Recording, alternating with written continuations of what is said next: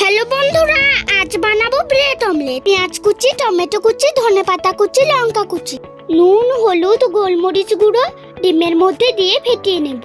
ডিমটিকে ভালো করে ফেটিয়ে নিতে হবে। এই যে আমি নিয়ে নিয়েছি এক প্যাকেট ব্রেড। ব্রেডগুলো আমি সব প্যাকেট থেকে বের করে নিলাম। এভাবে ব্রেডটাকে রেখে গ্লাস দিয়ে গোল করে কেটে নেব।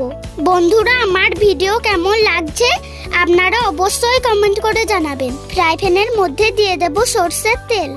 কেটে রাখা রুটিটা দিয়ে দিলাম ফেটিয়ে রাখা ডিম। কেটে রাখা মাঝের অংশটা দিয়ে ভালো করে ভেজে দিলাম। তৈরি হয়ে গেল আমাদের ব্রেড অমলেট।